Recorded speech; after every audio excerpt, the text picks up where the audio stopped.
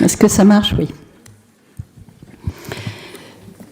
Alors, au fur et à mesure que la violence disséminée au nom d'un Dieu s'accroît, tandis que la croyance en Occident décroît, nos questions concernant ce Dieu qui traverse de part en part notre histoire n'en sont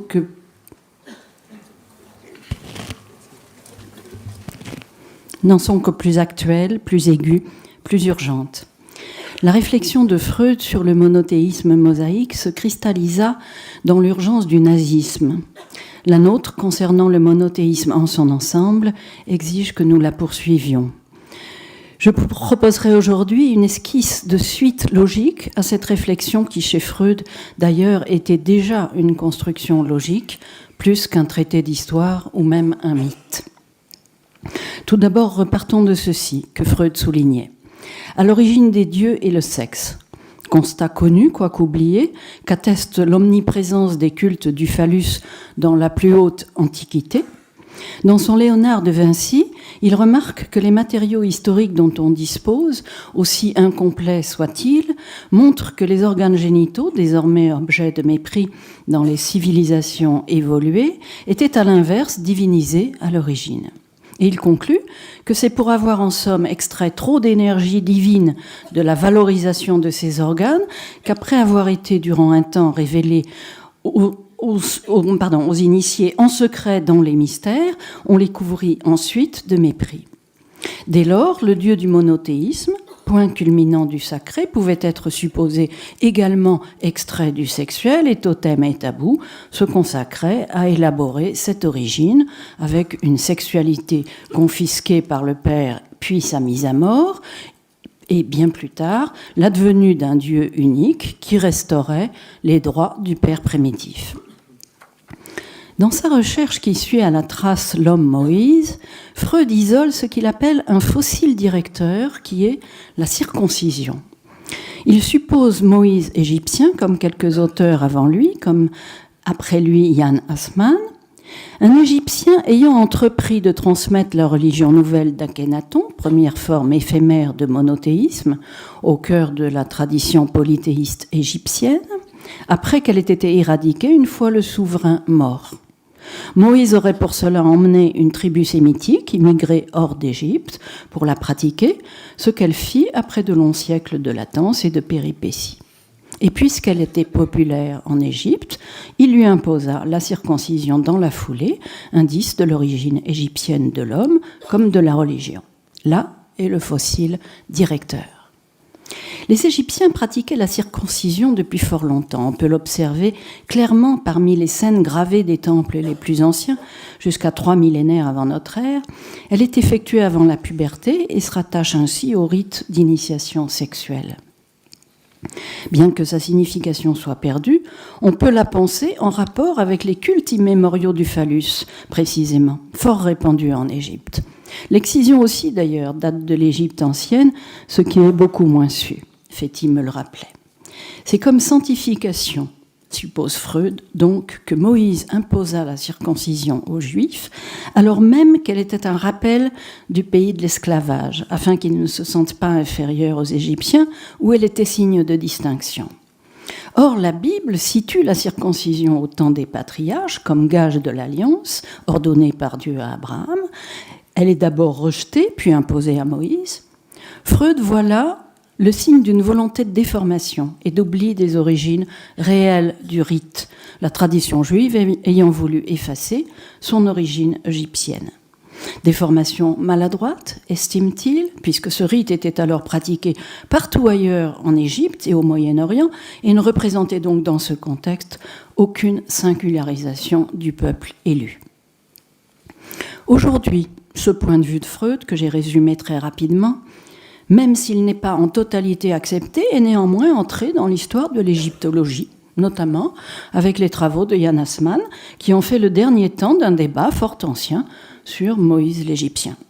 Il a même engendré plus récemment des positions radicales qui ne font pas l'unanimité, comme celle des frères Sabat en 2000, avançant que la Bible en son ensemble consisterait à transposer l'histoire du monothéisme égyptien jusque dans son alphabet et ses principaux acteurs, le peuple juif étant en quelque sorte celui de la nouvelle capitale, Akhénaton, rasée après sa mort.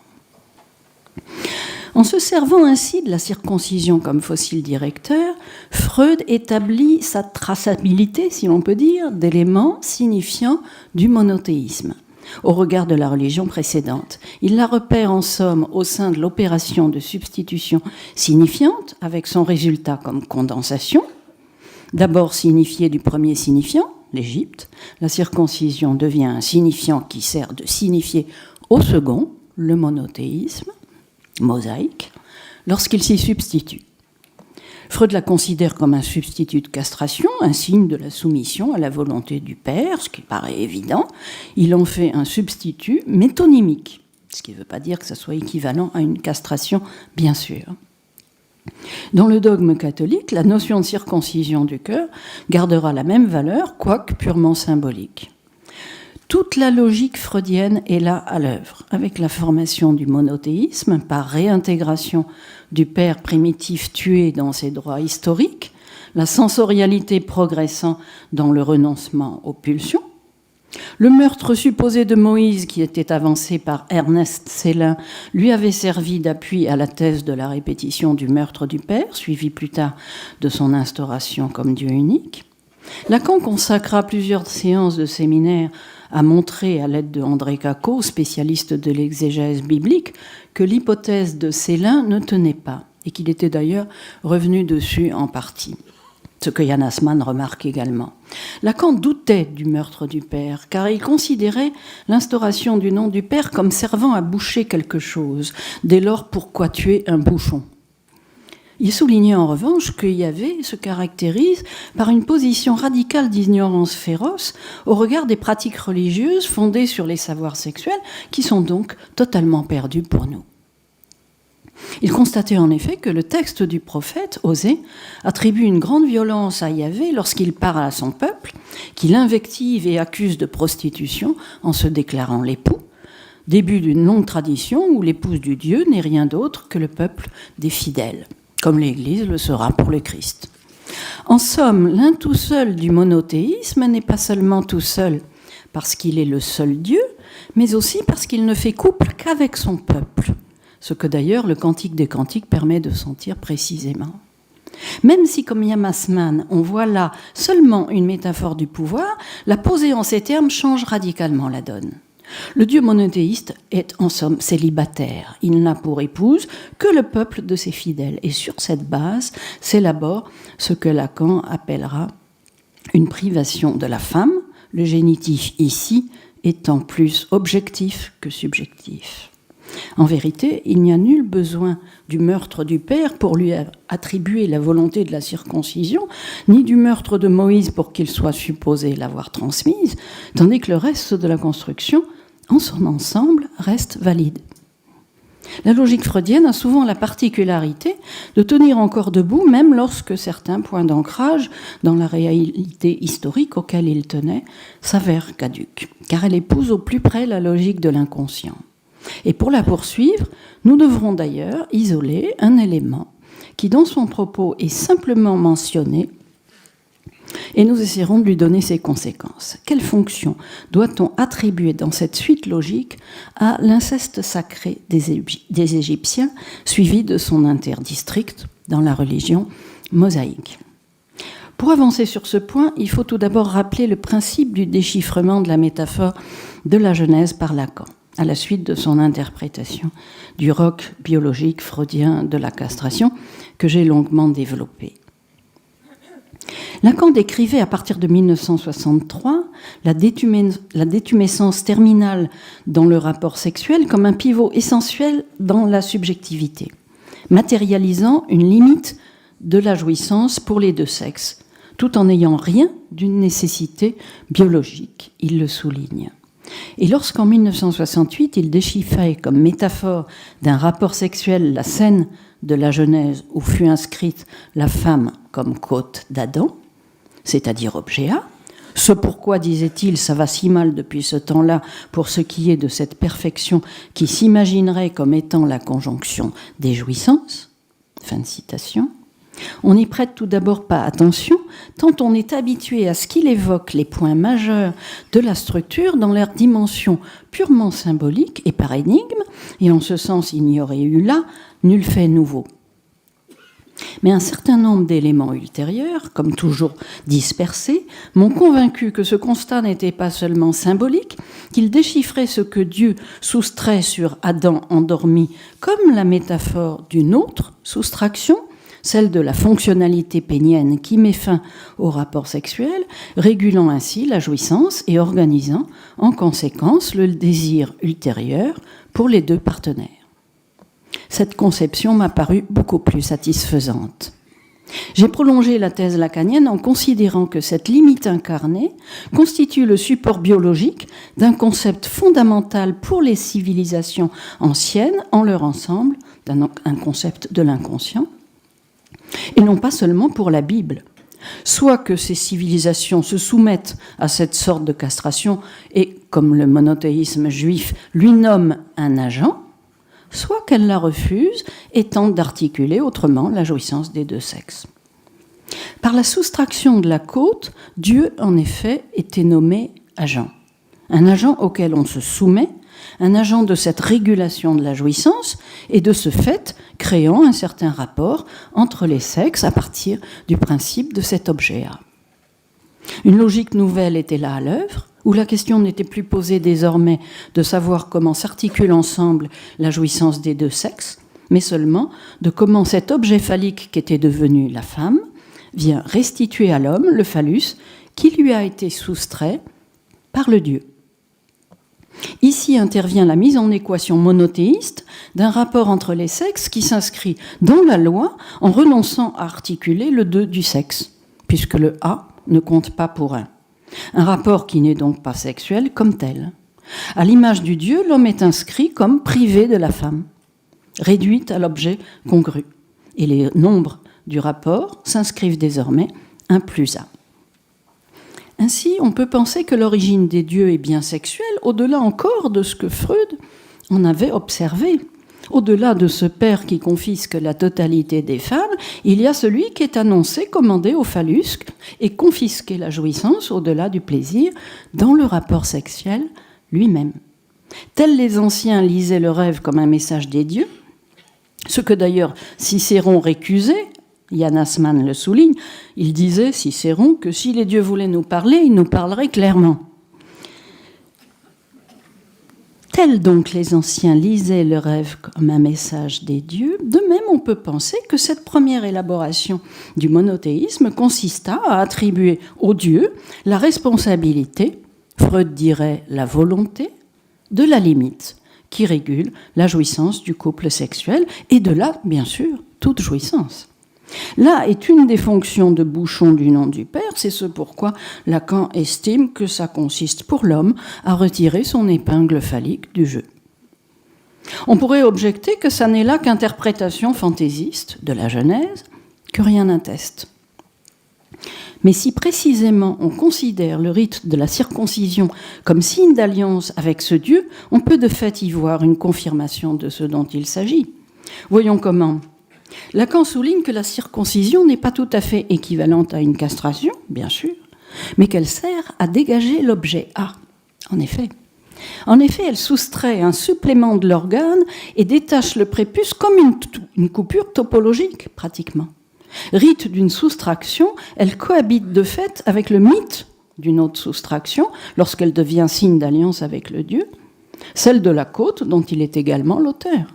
On peut donc remarquer que le rite, à lui seul, montre du doigt en acte et en silence quel est l'organe concerné de façon latente dans le mythe. Prélevé comme signe d'alliance avec ce Dieu qui soustrait l'au-delà du plaisir sexuel, le prépuce constitue un anneau. Cet anneau prépucial de l'alliance, qui est commenté par Jacques Derrida, à qui je dédie aujourd'hui cette réflexion dont il a soutenu jusqu'à sa disparition les premiers attendus, qui répondait de façon satisfaisante, estimait-il, à ses objections sur la théorie phallique lacanienne. Il évoquait notamment en 1990 le fait que la chrétienté, à partir de saint Augustin et avec Catherine de Sienne, pensaient la circoncision de Jésus comme un petit sang versé dès la naissance, dès sa naissance, l'engageant à ce que la totalité de son sang soit ensuite versée sur la croix. Et en effet, le dogme indique que Jésus fut soumis à l'ancienne circoncision, celle de la chair, pour porter la marque du péché, sur quoi Dieu puisse exercer sa colère en exigeant la totalité de son sang. Et pour qu'ainsi il transmette aux chrétiens la circoncision nouvelle, la seule désormais admise, celle du cœur et de l'esprit, c'est-à-dire l'éradication des passions.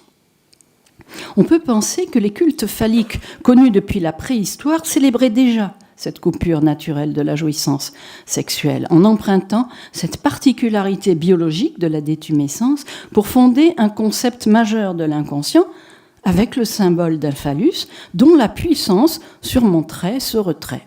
On en a entendu des échos manifestes dans ce que Raja nous disait tout à l'heure.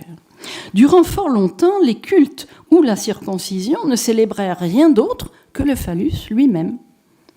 Relier dès lors la circoncision à la religion du Père, comme le fit le monothéisme juif, consista, peut-on penser, à donner un agent à cette soustraction, à passer avec lui une alliance qui déclare que ce Dieu est le nom de ce qui soustrait la jouissance phallique au-delà d'une limite, au-delà du plaisir, au-delà du principe de plaisir.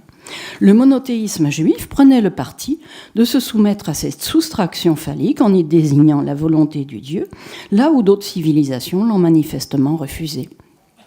Par exemple, la Grèce antique, où les fils des dieux les châtrent en retour, n'a pas admis la circoncision, qu'elle jugeait barbare. Ailleurs, l'Extrême-Orient ancien ne la connaît pas non plus, là où le Tao ou d'autres sagesses s'attellent, elles, à maîtriser cette soustraction phallique terminale du rapport sexuel, en repousser la limite en retenant l'éjaculation. Esquissant de fait les conditions d'une conjonction des deux modes de jouissance. Dans cette perspective, le christianisme effectue un tour supplémentaire dans l'élaboration signifiante et le renoncement à la jouissance. Il ne se contente pas de reprendre au principe du Dieu unique une régulation de la jouissance sexuelle, il l'exclut radicalement. Il ne coupe plus seulement le signifiant de la représentation, il le sépare de la jouissance. Le Dieu n'est plus seulement un ensemble de lettres qui recèlent une part de jouissance, il est un signifiant sans représentation. Le renoncement progressif à la jouissance aboutit dans le christianisme à ce que le rapport sexuel lui-même soit vidé de la jouissance, tandis qu'elle fait retour de diverses manières, notamment perverses. Sur chaque point, un tour de plus est effectué. La jouissance n'est plus seulement régulée, elle est interdite. Le procréateur est purement signifiant. La grande séparation chrétienne de la jouissance et de la procréation peut commencer et la circoncision n'a plus de place. Pourtant, les acquis du temps précédent sont conservés, comme le remarquait Fethi Ben Slama en 2006, mais ils le sont en termes purement symboliques. Si on considère donc les trois temps fondateurs de la répétition signifiante en logique lacanienne, ils s'appliquent fort bien aux trois temps du monothéisme. Il comporte un premier temps signifiant qui présente quelque chose, puis un deuxième qui est un coq à l'âne au regard du premier, puis un troisième qui est le retour du premier. Le premier temps égyptien, puis juif du monothéisme est suivi 13 siècles plus tard d'un deuxième temps chrétien, qui est en effet un coq à l'âne dans la mesure où seul s'y conserve le Dieu unique, et le troisième temps islamique, après 7 siècles, se présente comme un retour du premier. La circoncision reste ce fossile directeur de Freud, elle accompagne le premier temps de la répétition, disparaît du second, fait retour dans le troisième, non plus dans le texte sacré comme alliance, mais comme une pratique recommandée. Elle est liée de nouveau à une régulation de la jouissance et non plus à son interdiction. Dans ces trois temps de la répétition, il s'agit partout de fonder le Dieu comme un tout seul. Reprenons maintenant avec ces éléments la question de l'inceste et je conclurai là-dessus. L'être parlant n'a pas d'autre voie pour symboliser sa jouissance sexuelle que celle qui est interdite. Il ne symbolise pas la conjonction de deux. On peut soupçonner d'ailleurs que cette particularité biologique y est pour quelque chose. En partie, telle qu'elle fut symboliquement utilisée. Que l'interdit de l'inceste serve de suppléance à cette absence s'aperçoit de fait clairement. Et il ne s'agit pas seulement d'un symbole, car comme Lévi-Strauss l'a bien montré, interdire une union revient à en prescrire une autre. C'est donc extrêmement efficace pour symboliser le rapport sexuel. Et ainsi, on peut saisir que là où manque le symbole universel de l'union des deux sexes, comme tel, comme grande route signifiante, une multitude de petits chemins, de prescriptions et d'interdits en définissent toutes sortes de parcours possibles ou interdits, d'inceste du premier type et d'inceste du second. Tout ce foisonnement de symbolisation pullule de façon diverse autour de quelques interdits centraux. Et différents, on le sait, selon les civilisations, à part les interdits centraux. Lesquels ont été rituellement transgressés, ces interdits centraux, par quelques rares civilisations en premier lieu, dont l'Égypte, c'est bien connu, mais la Perse également. Ensuite, ils ont été massivement appliqués dans le cours de la renonciation progressive à la jouissance. Or donc, dans la thèse de Freud, le monothéisme vient du pays qui consacra l'inceste royal, l'Égypte, ce à quoi il ne s'arrête pas. Si l'inceste est généralement réservé aux dieux et aux mythes, il fut là toléré des rois bien vivants, et il apparaît de loin en loin à l'époque pharaonique déjà. Akhenaton ne forme pas avec Néfertiti un couple étroitement incestueux, c'est une cousine semble-t-il. Ils sont ensemble associés dans la célébration du Dieu unique en un triangle sacré bien connu, dont les rayons divins sont terminés par de multiples mains. Mais ce pharaon participe aussi, semble-t-il, de l'inceste royal, puisqu'on aurait récemment découvert par voie d'ADN que Toutankhamon était son fils et celui de sa sœur. Et il est dit, Akhenaton est dit avoir épousé une de ses filles une fois Néfertiti disparue de la scène. C'est donc sur ce terreau de l'inceste sacré que le premier monothéisme prend racine, un inceste qui sera plus tard systématisé par les Ptolémées, c'est-à-dire les derniers pharaons issus de la conquête grecque, jusqu'à ce que l'Empire romain y mette fin tout en le tolérant, semble-t-il, à grande échelle durant 2 siècles. Des discussions existent sur le fait de savoir si cet inceste égyptien constitue ou non une exception à la règle universelle de l'interdit de l'inceste, selon la définition lévi-straussienne du passage de la nature à la culture. Mais quoi qu'il en soit, cet inceste des pharaons constitue assurément une exception à la règle en un tout autre sens, puisque, permise aux dieux et aux rois, elle fonde la règle de l'interdit pour tous. Françoise Héritier, qui ne traite pas de l'Égypte dans son anthropologie de l'inceste, note pourtant ce fait. En logique lacanienne, ce fondement de la règle est central. Comme exception de jouissance sans limite de l'un seul, le père mythe de l'un tout seul, le père mythique, servant d'agent de privation pour tous. On peut donc concevoir qu'une symbolisation par l'interdit de l'inceste ait connu une étape fondamentale concernant les grandes civilisations, avec ce que montre l'Égypte, l'exception souveraine qui réalise l'inceste et fonde ainsi son interdit pour tous. La représentation d'une transgression par l'exception divine et royale est d'une grande force après tout, pour imposer la règle à tous. C'est donc au cœur d'une telle civilisation qu'a émergé la première manifestation d'un monothéisme qui fut suivi du monothéisme juif. Or, la religion mosaïque a horreur de l'inceste. Philon d'Alexandrie, écrivain juif du 1er siècle, constate que la loi égyptienne permet ces pratiques néfastes d'épouser sa sœur, ce dont, dit-il, Moïse a horreur. Freud souligne que l'inceste est contre la volonté du père. L'inceste de l'exception sera bien entendu éradiqué dans la religion de Moïse, laissant place à un interdit sans exception promulgué par le Dieu. Mais en outre, le Dieu commun tout seul forme un autre mode de suppléance pour symboliser le rapport sexuel. C'est exactement ce qu'indique la métaphore de la Genèse. Celui qui fait un à lui seul, extrait d'un homme, Adam, formé à son image, donc qui fait un lui aussi à lui seul, le A, l'objet A, le signifiant congru de la femme. Ce Dieu qui se couple jalousement à son peuple avec cette ignorance féroce de tous les savoirs sexuels et qui exclut la jouissance de l'autre sexe est celui qui fait union sexuelle à lui seul. Et en son nom, pour symboliser le rapport sexuel, il y a d'une part les interdits élargis des rapports considérés comme incestueux, tous les rapports considérés comme incestueux, qui sont éminemment variables selon les époques et les lieux. c'est une liste que déploie d'abord le Lévitique, et d'autre part, une loi instaurant un rapport des sexes qui n'est pas un rapport de 2, par conséquent, mais de 1+1. Ce rapport instauré au nom de l'un tout seul, allait s'avérer une solution si efficace qu'elle se répétera, jusqu'à devenir une symbolisation quasi universelle. Le deuxième nom de l'un tout seul, c'est-à-dire l'un en 3 du christianisme, gardera cette valeur de suppléance. Il est plus encore l'époux de son peuple et de son fidèle que ne l'était Yahvé. Le troisième nom de l'un tout seul, celui d'Allah, fait retour du premier et restaure la jouissance en tant que régulée, non plus exclue. La circoncision y sera rétablie. Chacun de ces noms de l'un tout seul ajoute à l'interdit de l'inceste un mode de symbolisation du rapport qui n'est pas sexuel comme tel. L'origine sexuelle des dieux est parfaitement oubliée. Seule la circoncision en perpétue la trace en silence. Je vous remercie.